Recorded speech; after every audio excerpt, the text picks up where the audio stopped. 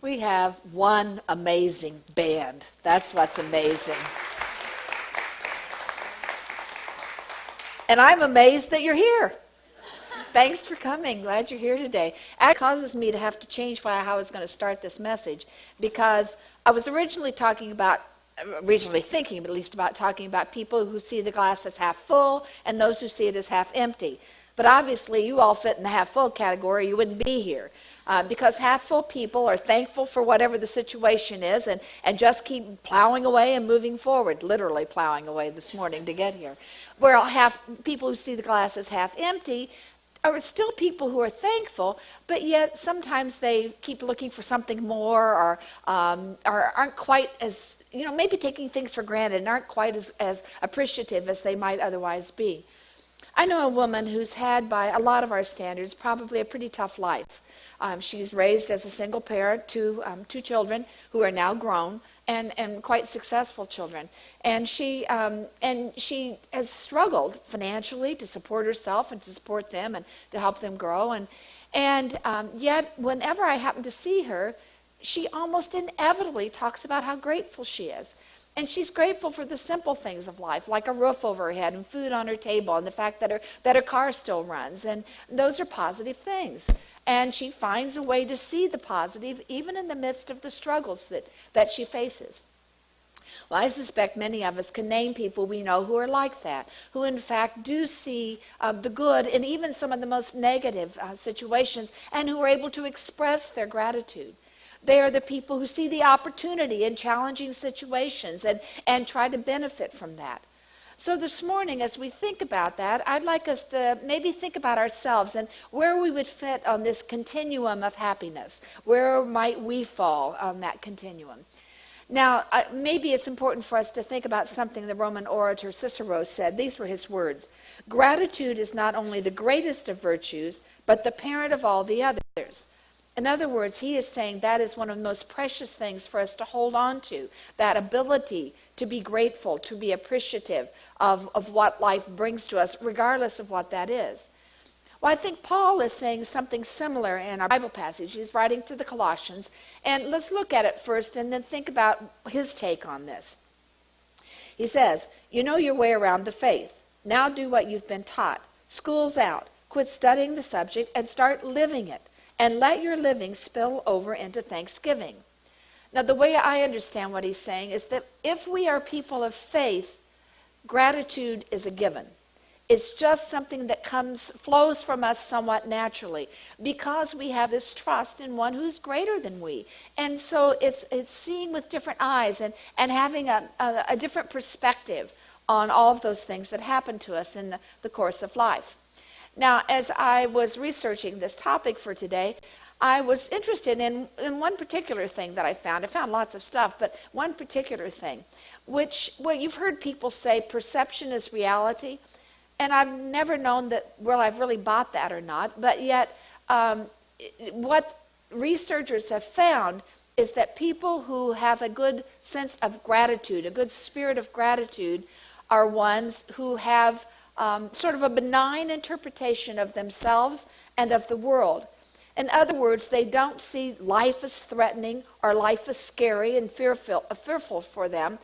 Instead, they have a more kindly feeling toward the world and the people that they encounter.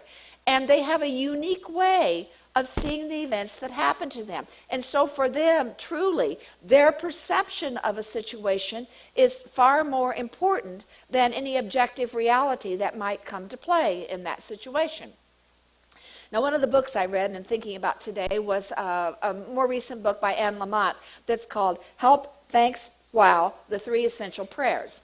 Now, you may remember from earlier references to her or other books that she's written that she has long talked about her two favorite prayers, which were help me, help me, help me, and thank you, thank you, thank you. Well, in this book, she spends more time elaborating on those prayers. And when she talks about the thank you part, she talks about being thankful for all the situations in our lives and some of the mundane kinds of things, like being thankful for our health, whatever our state of health is, being thankful for the work we do because we have work to do and what we like about that work. It's a matter of being thankful that the test results came back and we passed. It's a matter of being thankful that the transmission didn't fall out of our car. Now, I was thinking about this in terms of the weather that we've been experiencing over the last couple of months, and that seems to not want to cease. And thinking about how the snowstorm and this bitter cold weather sometimes caused power to fail and pipes to freeze. And so we can be thankful if our power didn't fail and our pipes didn't freeze. And even if our power failed and our pipes froze, we can be thankful that it wasn't worse, because it could have been worse. Now, Anne Lamott, one of the comments she makes in this book is about the importance of being thankful in all situations. All situations. In other words, she's talking about finding the silver lining in every cloud that hovers over us sometimes. And she makes this statement: we are hurt beyond any reasonable chance of healing. We are haunted by our failures and mortality. And yet, the world keeps on spinning. And in our grief, rage, and fear, a few people keep on loving us and showing up. And isn't that true?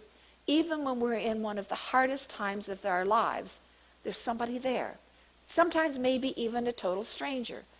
I had just read her words when I happened to catch a newscast that was talking about the snowstorm that went through the Southlands.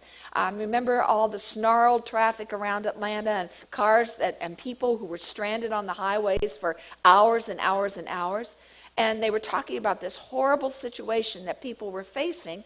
And then in the very next breath, they started talking about the Lowe's and the Home Depots and the Menards and other businesses who stayed open all night to provide people with warmth and shelter and help get them out of the elements. And there was also a woman who took in 22 school children who were stranded on their school bus. And so I thought that even that, in the midst of this horrible situation, there was reason to be grateful. There was something to be grateful for. And so obviously there are benefits that happen if we just are aware of them and attentive to them. Now, last week we talked about how we bounce back from failure. Gratitude is one of the things that helps us bounce back, because we can be thankful for what we learned as a result of the experiences we've been through, and what we didn't lose as a result of a failure or a loss of one kind or another. And so that's one of the things that helps us. Gratitude helps us see the good in another person instead of always seeing the bad. And because we see the good in someone or see the good in a situation, then we have deeper relationships. And those relationships provide us with a support system that can help us keep going and keep our chin up when sometimes it can be very difficult. And gratitude also helps us de-stress and keeps us from being depressed. In other words, gratitude really lends itself to our overall well-being and helps us be healthier, happier people. Well, even if we don't really think we rank very high on our gratitude continuum, we don't need to fret about it, because we can nurture gratitude. We can cultivate gratitude. Psychologists tell us that gratitude originates in the brain. I'm not sure it really does, but they say gratitude originates in the brain, and the brain's a muscle, and muscles can be strengthened, so that we can strengthen our sense of gratitude and become more appreciative, more thankful people.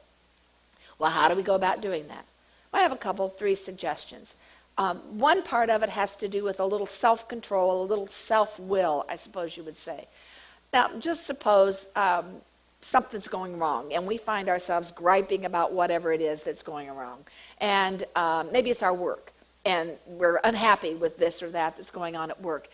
Maybe we need to exert that self-control and stop it right now, and instead think about what we like about our work, and see to balance that out, and find the things that we're grateful for having this job, for having it use these talents that are a part of who we are.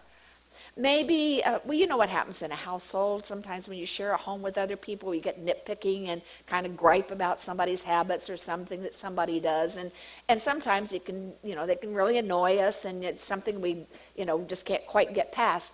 Maybe that's, again, where we need to take some self-control and begin to think about the things we really do admire about that person. What are their positive traits? What are the wonderful gifts that they bring to us and to our home? And so it's a matter of really making ourselves shift over and think about the positives, think about the good things, instead of harboring all of these ill will kinds of thinking. So it's a matter of really controlling where we are on that. There's something else we can do too, And this is a really simple thing to do, and it's keeping a gratitude journal. I mean, it's as simple as pulling out a piece of paper and a pencil and writing down the things for which we're grateful.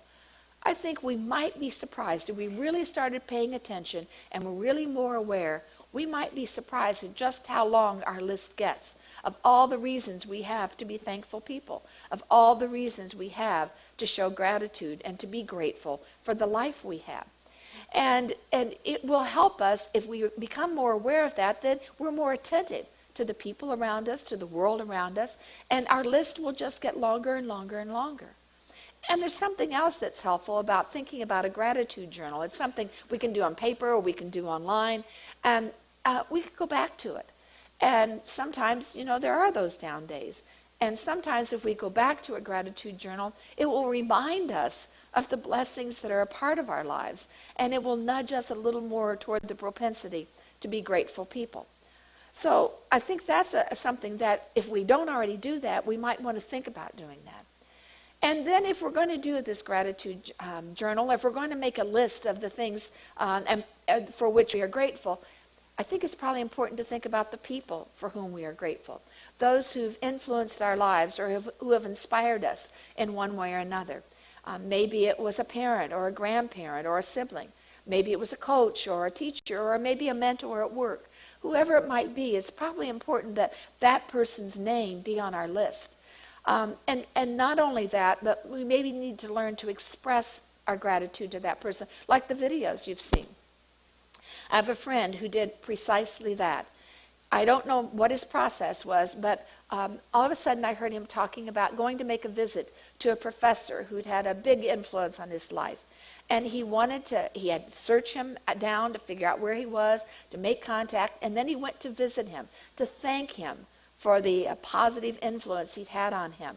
He also was someone who, he and some others, surprised a former music director and poured out their gratitude on this person for the ways in which his life had impacted theirs.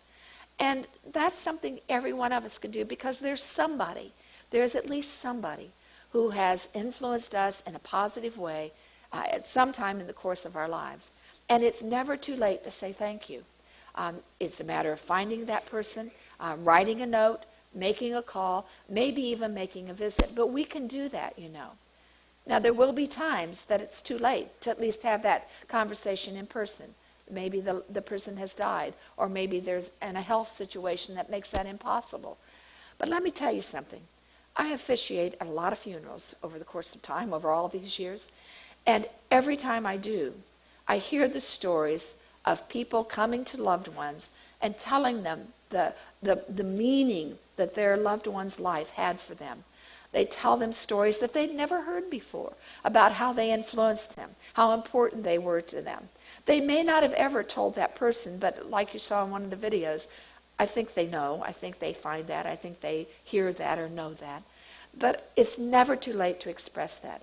And I know those loved ones value and appreciate, they cherish those words because it makes an incredible difference. Marcel Proust put it like this: "Let us be grateful to people who make us happy.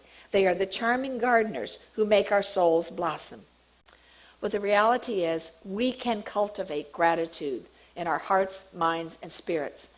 And it just flows from us when we work on cultivating, when we change the way we see things, when we try to focus on that which is more positive. And who knows, we can do little things like complimenting someone, and then they turn around and compliment somebody else. Or we can say thank you with deep gratitude, and it makes a difference for people, and they become more grateful to others. It becomes contagious. You see, gratitude is a good thing. And I can't think of anything that would enrich our lives and the lives of others more than to spread a spirit of gratitude around.